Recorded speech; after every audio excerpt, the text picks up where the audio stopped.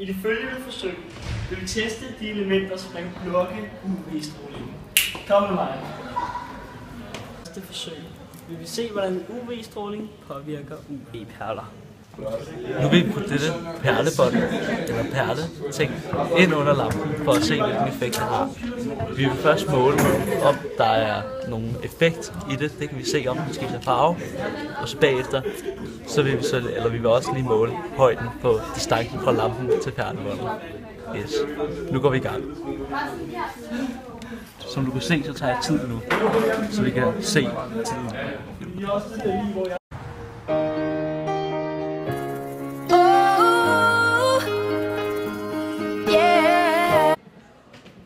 Nu hvor vi ved, hvordan UV-perler bliver påvirket af UV-stråling, vil vi teste UV-perles påvirkning, hvis de er sat ned i et glas vand.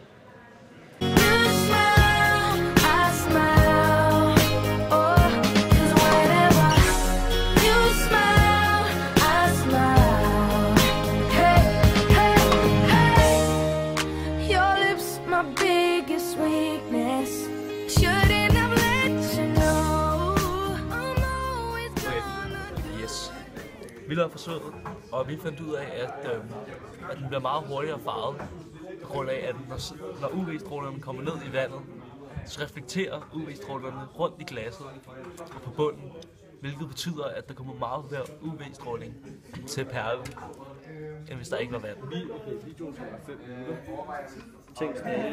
Nu vil vi teste, hvordan UV-perlene bliver påvirket, hvis de er isoleret af plastik. Derefter vil vi putte solcreme på og se, hvordan det påvirker.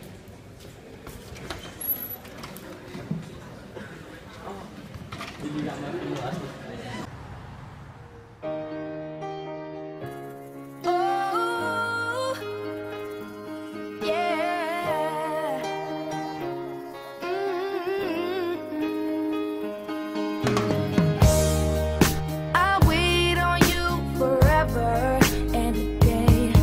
Yes. Nu vil vi prøve med en plade, hvor vi så også må solcreme ovenpå, og se om det tager længere tid, før den bliver farvet, eller om den overhovedet bliver farvet. Og vi tager selvfølgelig tid igen.